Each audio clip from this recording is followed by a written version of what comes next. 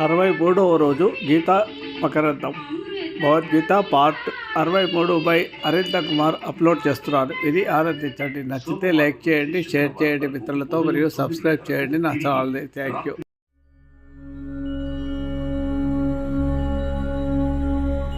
Lakkaraju Muralidhar Rao astro and remedies ఛానల్కు subscribe చేసుకోండి.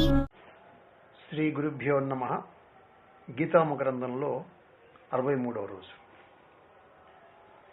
వ్యాసాయ విష్ణురూపాయ వ్యాసరూపాయ విష్ణవే నమో వై బ్రహ్మనిధయే వాసిష్ఠాయ నమో నమః.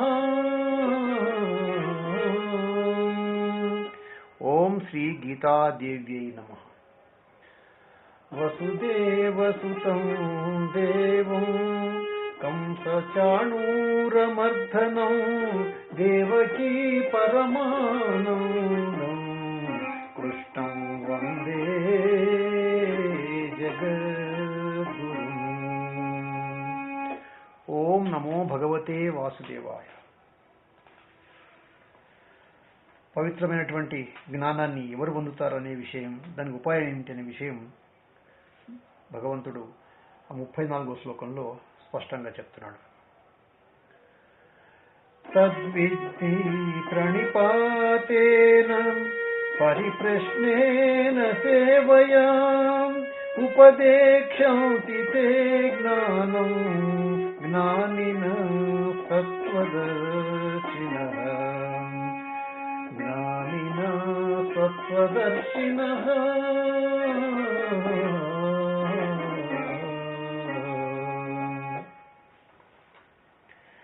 సాష్టాంగ నమస్కారం చేస్తూ, సమయ నియమాలను అనుసరిస్తూ, వినయంతో ప్రశ్నిస్తూ, సేవ చేస్తూ జ్ఞానుల నుంచి జ్ఞానాన్ని తెలుసుకో, తత్వవేత్తలైనటువంటి జ్ఞానులు నీకు ఉపదేశిస్తారు అని చెప్తున్నాడు స్వామి. ఇక్కడ జ్ఞాన వైభవాన్ని భగవానుడు ఎంతగానో చెప్తున్నాడు విస్తరించి.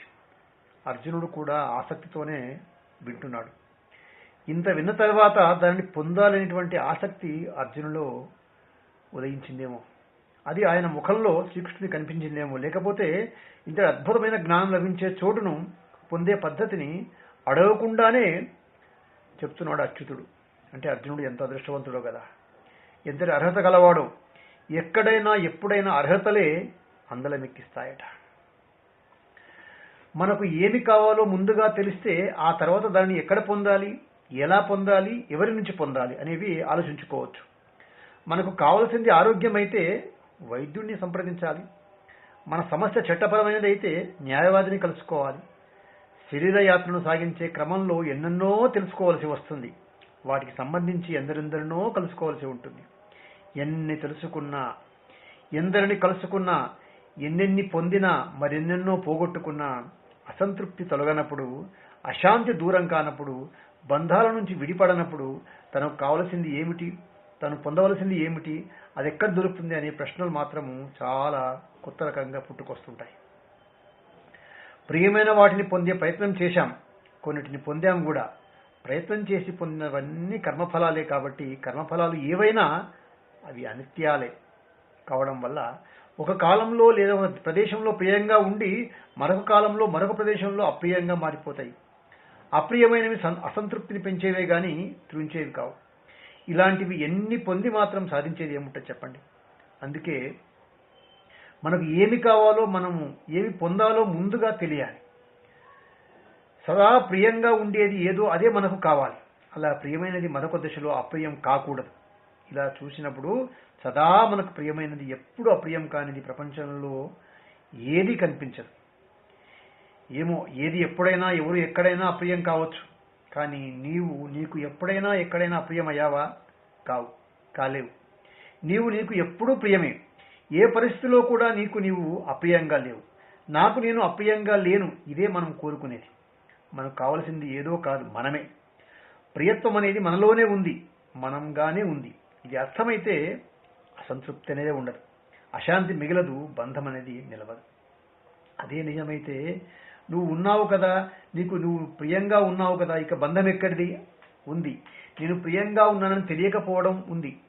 నాకు సంబంధించిన అజ్ఞానం ఉంది, అదే బంధం. అజ్ఞానమే బంధం. అజ్ఞానం బంధం కాబట్టి జ్ఞానమే మోక్షమైపోయింది. అందరికీ మోక్షమే కావాలి, బంధాన్ని ఎవ్వరూ భరించలేరు. మోక్షం ఉన్నదే కాబట్టి అది జ్ఞాన రూపంలో ఉంది. అది అఖండమైన జ్ఞానం, ఆత్మజ్ఞానం. అది ఆత్మ అనంతం కాబట్టి ఆత్మజ్ఞానం కూడా అనంతంగా ఉంది. దానిని తెలుసుకుంటే అనంతమైన జ్ఞానం కలుగుతుంది, సర్వజ్ఞానము ప్రాప్తిస్తుంది, సర్వము తానుగా తెలుస్తుంది. తనను తాను తెలుసుకున్నవాడు సర్వాన్ని తెలిసినవాడు అవుతున్నాడు.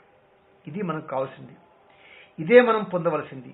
ఇది అర్థమైతే ఆరోగ్యాన్ని ఆశించి వైద్యుడిని సమీపించినట్లు ఆత్మజ్ఞానాన్ని ఆశించి మనం ఆచార్యుని సమీపిస్తాం. వైద్యుడిని సమీపిస్తే ఆరోగ్యం లభిస్తుంది, ఆచార్యుని సమీపిస్తే ఆత్మజ్ఞానం ప్రాప్తిస్తుంది.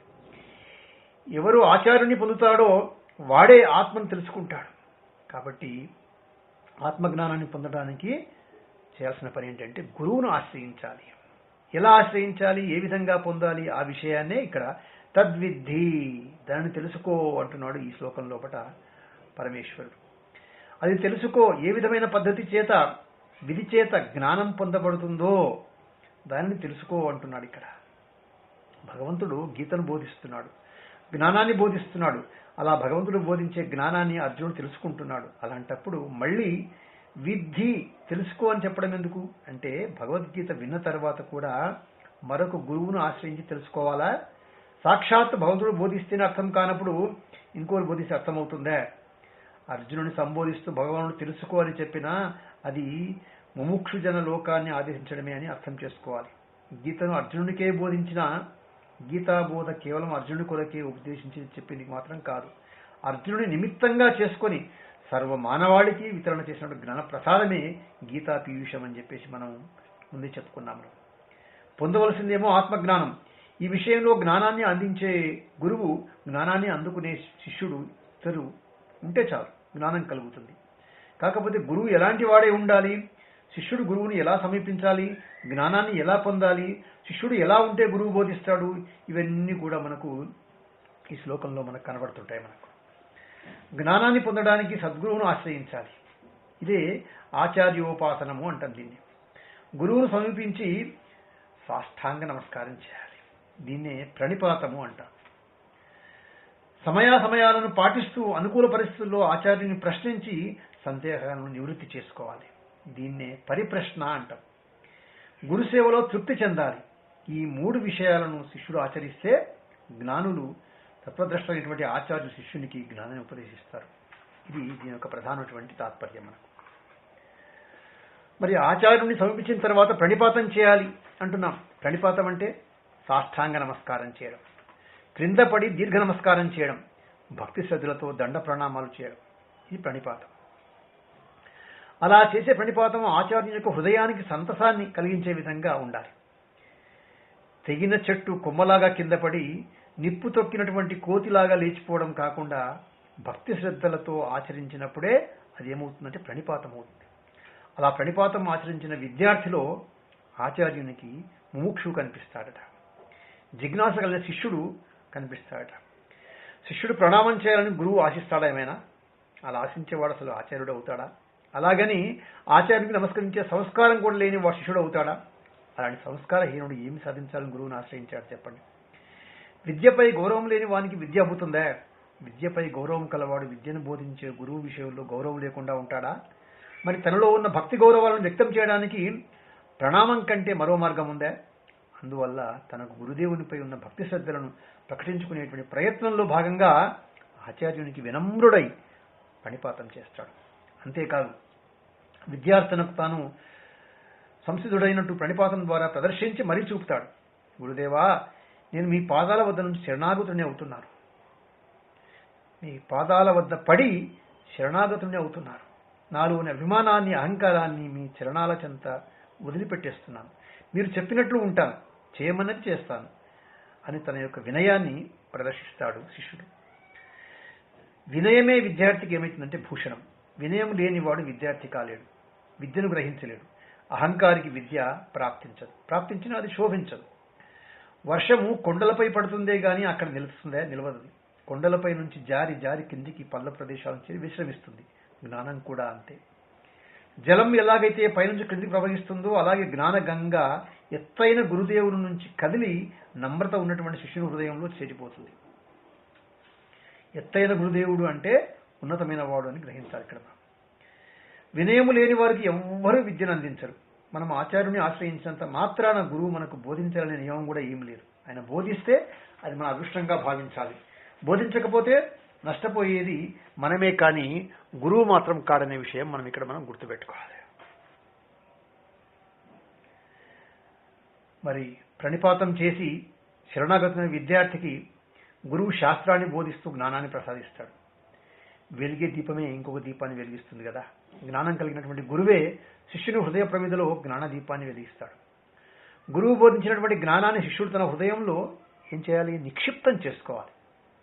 జ్ఞానం విషయంలో స్పష్టతను కలిగి ఉండాలి. సంశయాలు లేకుండా చూసుకోవాలి. అంతేకాదు తనలో ఉద్భవించేటువంటి సందేహాలను ప్రశ్న రూపంలో ఆచార్యుని ముందు ఉంచి నివృత్తి చేసుకోవాలి.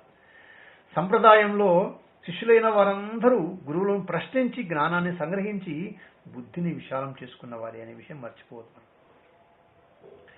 గురుదేవా, బంధమేమిటి? మోక్షం ఎలా కలుగుతుంది? విద్య అనగానేమి? ఏది అవిద్య? ఆత్మ ఏమిటి? పరమాత్మ ఎవరు? ఈ ఇరువురికి ఐక్యం ఎలా కొనసాగుతుంది? దయచేసి చెప్పండి అని ఆచార్యుని అనుకూల సమయాల్లో ప్రశ్నించి జ్ఞానాన్ని సమర్పించుకోవాలి. ఇదే పరిప్రశ్న. శిష్యుని పరిప్రశ్నలో జిజ్ఞాస ఉండాలి. జ్ఞానేచ్ఛ కనిపించాలి. ప్రశ్నించడంలో అహంకారం తొమ్మి చూడకూడదు. గురువును పరీక్షించాలనే దౌర్భాగ్యపు ఆలోచన చోటు చేసుకోకూడదు. పరిప్రశ్నలో ఇంకో విషయాన్ని మనం గమనించాలి. ఇక్కడ శిష్యుడైన వాడు గురువును ప్రశ్నించబోయే ముందు తనను తాను ప్రశ్నించుకుంటూ ఉండడం అలవాటు చేసుకోవాలి. తనను తాను ప్రశ్నించుకోగలిగినప్పుడే తన స్థితి ఏమిటో తనకు తెలుస్తుంది. తాను ఎక్కడ ఉన్నాడో తనకు అర్థమైతే తనకు ఏమి కావాలో గురుదేవుని ప్రశ్నించి తెలుసుకునే అవకాశం, సామర్థ్యం కలుగుతాయి. ఇక మూడవది గురుసేవ. సేవ అనేది చాలా పవిత్రమైనటువంటి కార్యం. దీన్ని చాలా విశాలంగా అర్థం చేసుకోవాలి. నిస్వార్థంగా, త్యాగపూరితంగా, హృదయ స్పందనలో సాగేటువంటి సున్నితమైన కార్యము సేవ. సృష్టిలో ఎక్కడ చూసినా మౌనంగా సేవ కలుగుతూనే ఉంటుంది. పచ్చని పైరు, పెచ్చని ఎండ, చల్లని నది, దట్టమైన అడవి అన్నీ సేవలు అందిస్తూనే ఉన్నాయి కదా. ఈ యొక్క మనుగడను సాగిస్తున్నాయి. సేవలో ఏదో చెప్పలేని కృతజ్ఞతాభావం నిండుకొని ఉంటుంది. మానవ జీవితం సేవతో మిళితమై ఉంది. ఎవరైనా ఎప్పుడైనా ఎక్కడైనా సేవిస్తూనైనా జీవించాలి, లేదా సేవింపబడుతూనైనా బ్రతకాలి. సేవను మరిచి మనుగడను సాగించడం మనిషికి సాధ్యం కానే కాదు. శైశవంలో, బాల్యంలో తల్లిదండ్రుల లాలంలో పాలన పెరిగాం. మన పనులు మనం చేసుకోలేని స్థితిలో అన్ని తల్లిదండ్రులు చేసి పెట్టారు. ఒక దిశలో వారి సేవలను అందుకున్నాం. మరొక దిశలో కృతజ్ఞతగా భావంతో మాతాపితల సేవలో సంతృప్తి చెందుతాం. చెట్లకు నీళ్లు పోసి పెంచుతాం. అవి కృతజ్ఞతతో మనకేమిస్తాయి? ఫలపుష్పాదులను సమర్పించి రుణం తీర్చుకుంటాయి కదా. ఈ ఇచ్చిపుచ్చుకోవడాలన్నీ సేవలే. వాస్తవం చెప్పాలంటే ఈ ప్రపంచమే ఒక ఆదాన ప్రదానశాల. అన్నీ సేవలే, అంతటా సేవలే. సేవ అనేది కేవలం ఆసుపత్రిలోనే కాదు, అంగడిలో కూడా ఉంది. అన్ని సేవలకు ఆధారమై ఆశ్రయమైనటువంటి దేహానికి కూడా అనుక్షణం సేవ చేస్తూనే ఉండాలి. దేహం యొక్క రుణాన్ని దివారాత్రాలు సేవించినా తీర్చుకోలేకపోతున్నాం. ఇక దైవ రుణాన్ని తీర్చుకోగలమా? దైవం ఏమిటో తెలిపి మనం ఏమిటో అర్థమయ్యేలా బోధించి బంధాలను తొలగించి జీవితంలో అందాలను పూయించేటువంటి గురుదేవుని రుణాన్ని ఎలా తీర్చుకుంటాం చెప్పండి. గురు రుణం తీరేది కాదు, తీర్చేది కాదు. విద్యాభ్యాస కాలంలో గురుదేవుని సేవించే భాగ్యము శిష్యులకు లభిస్తుంది. అన్ని సేవల కన్నా అద్భుతమైన సేవ ఆచార్యుణ్ణి సేవించడమే. ఇదే శుశ్రూష అంటాం మనం. నిజానికి ఆచార్యులకు ఆశలుంటాయా? ఉండనే ఉండవు. వారికి ఆశించడం తెలియదు. వారికి కేవలం అందించడమే తెలుస్తుంది. అందుకోవడం అర్థం కాదు. గురువు అందించే జ్ఞానాన్ని శిష్యుడు శ్రద్ధతో గ్రహించడమే నిజమైన సేవ. అదే శుశ్రూష. గురువులు శిష్యుల నుంచి ఆశించేది అదే. అలాంటి గురుబోధన శిష్యుడు గ్రహిస్తున్నాడా లేదా అనేటువంటి విషయాన్ని గుర్తించడానికి శిష్యుని యొక్క నిశ్చయం ఎలా ఉందో అర్థం చేసుకోవడానికి గురువుకు శిష్యుని యొక్క శుశ్రూషయే ఆలంబనమవుతుందట. అందువల్ల ముముక్షులైనటువంటి శిష్యులు గురుసేవా భాగ్యానికై వాడు ఎదురు చూస్తూ తప్పిస్తూ ఉంటారట. వాడు గురువును కలతపెట్టకుండా కళాహృదయంతో జీవన కళను ప్రదర్శిస్తూ ఉంటారట. గురుసేవలోనే తమకు సర్వము ప్రాప్తిస్తుందని చెప్పేసి ఎప్పుడు భావిస్తూ ఉంటారట. నిజానికి అదే వాస్తవం కూడా అనే విషయం మనం గుర్తుపెట్టుకోవాలి. మోక్షాన్ని కోరేటువంటి ముముక్షువు మోక్షం అనేది జ్ఞాన రూపంలో ఉన్నందువల్ల మోక్షాన్ని కాంక్షించే ముముక్షువు జిజ్ఞాసుగా మారుతాడు. జిజ్ఞాసువైన ముముక్షువే శిష్యుడిగా ఉంటాడు. గురువు చెంత శ్రవణమనన నిధిధ్యాసనముల ద్వారా జ్ఞాన సాధన చేసి సాధ్యరూపమైనటువంటి ముక్తి సిద్ధించే ఉందని చెప్పి గ్రహించి తరిస్తాడట. ఇక్కడ మొత్తం ప్రక్రియలో ప్రధానంగా మనకు 3 విషయాలు తెలుసుకున్నాం. ఒకటి ఏంటంటే ప్రణిపాతము, 2 పరిప్రశ్న, 3 పవిత్రమైనటువంటి గురుసేవ. ఇవి శిష్యుడు విద్యాభ్యాస కాలంలో చేసి చూపాల్సినవి. ఇక శ్రవణ మనన నిధ్యాసనములు శిష్యుడు చేయదగినవి, చేసి చూపవలసినవి. ప్రణిపాతాదులు చేయదగినవి అయినటువంటి శ్రవణాదులతో ముడిపడి ఉన్నాయి అనే విషయాన్ని కూడా సాధకులు అర్థం చేసుకోవాలి. ప్రణిపాతంలో శ్రవణం, పరిప్రశ్నలో మననం, సేవనంలో నిధిధ్యాసనం నెలకొని ఉన్నాయి. కాబట్టి ఈ సేవాత్రయాన్ని, సాధనత్రయాన్ని విద్యాభ్యాస కాలంలో ఎక్కడా శిష్యులు వేరు చేసి చూడలేరు. ఇలా జీవించే భావపృష్టి గల మనుష్యులకు, శిష్యులకు జ్ఞాని అయిన గురుదేవుడు ఏం చేస్తాడంటే జ్ఞానాన్ని బోధిస్తాడట, అజ్ఞానాన్ని నిర్మూలన చేస్తాడట. అట్టి గురువులు జ్ఞానులే కాక వాళ్ళు తత్వద్రష్టులు కూడా అంటున్నాడు భగవంతుడు ఇక్కడ. కాబట్టి శ్రోత్రియ బ్రహ్మనిష్ఠులైన వారే గురువులు. ఇక్కడ జ్ఞానులు అంటే శ్రోత్రియులు అని అర్థం, తత్వద్రష్టలు అంటే బ్రహ్మనిష్ఠులు అని అర్థం. అలాంటి వారే జ్ఞానాన్ని అందిస్తుంటారట. ఇక్కడ జ్ఞానులు అంటే జ్ఞానవంతులు, శాస్త్ర జ్ఞానము సంపూర్ణంగా కలిగిన వాడు, పద వాక్య న్యాయ ప్రమాణ నిపుణులు వాడు, వ్యాకరణ వైదుష్యంతో పద నిర్దేశం చేసి తర్క వైభవంతో వాక్య వివరణం అందించి మీమాంసలో న్యాయాన్ని జతచేసి శాస్త్రార్థాన్ని శిష్యుల యొక్క బుద్ధికి పట్టించే గురువులే వాడు జ్ఞానవంతులు. వీళ్ళని ఏమంటామంటే శ్రోత్రియులు అంటాం మనం. కాబట్టి బరువును దించేవాడు గురువు. బరువు అనేది శిష్యుని బుద్ధిలో ఉంది. భుజాలపై ఉండే బరువును దించడానికి కొందరు అవసరమైతే కావచ్చు, కానీ బుద్ధి భారాన్ని తొలగించడానికి గురువు ఒక్కడు సరిపోతాడు. విశ్వంలోని చీకటిని పోగొట్టడానికి ఒక్క ఆదిత్యుడు, ఒక సూర్యుడు చాలు. వ్యక్తిలోని అజ్ఞానాంధకారాన్ని అదృశ్యం చేయడానికి గురువు ఒక్కడు సరిపోతాడు. 10 మంది గురువులు అవసరం లేదు. ఈ విషయాన్ని మనం జాగ్రత్తగా పట్టుకొని గురుబోధలో ప్రాప్తించినటువంటి జ్ఞానం యొక్క ఫలం ఎట్లా ఉంటుందనే విషయం మనకు 35వ శ్లోకంలో చెప్తున్నాడు. యజ్ఞాత్వాన పునర్మోహం మేవం యాస్యసి పాండవ ఏన భూతన్యశేషేణ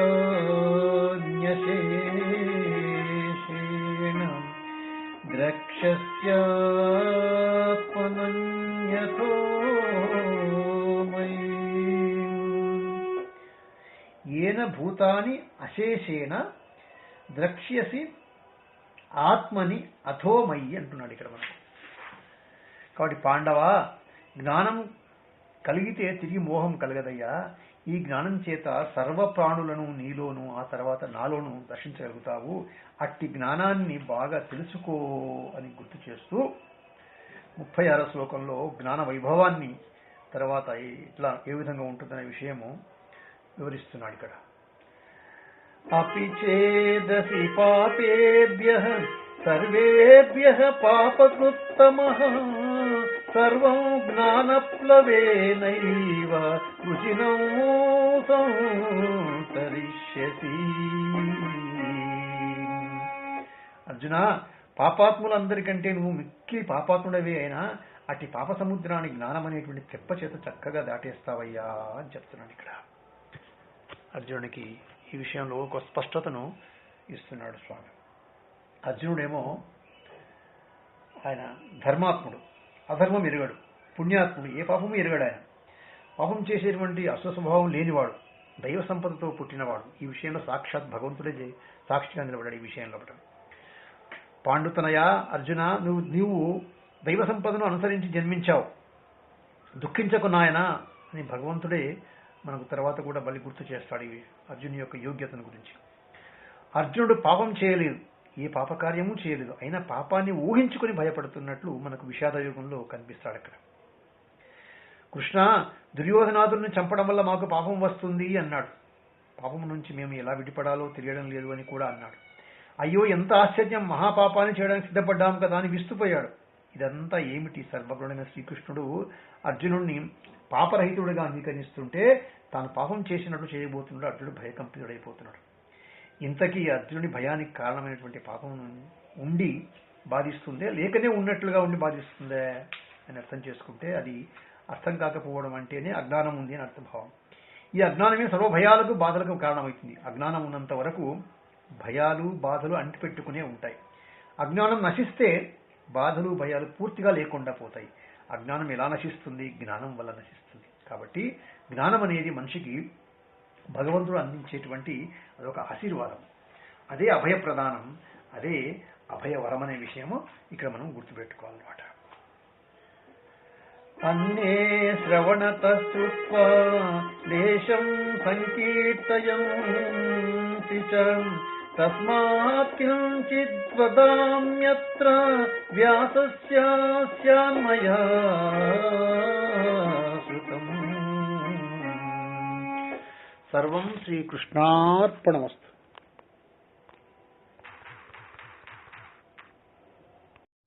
మీకు నా వీడియో కనుక నచ్చితే లైక్ చేయండి, షేర్ చేయండి. ఈ వీడియో కింద ఉన్న బెల్ ఐకాన్ను క్లిక్ చేయడం ద్వారా నా ఛానల్ను సబ్స్క్రైబ్ చేసుకోండి. దీనివల్ల మీకు నా వీడియోలు అందుబాటులో ఉంటాయి. Thank you.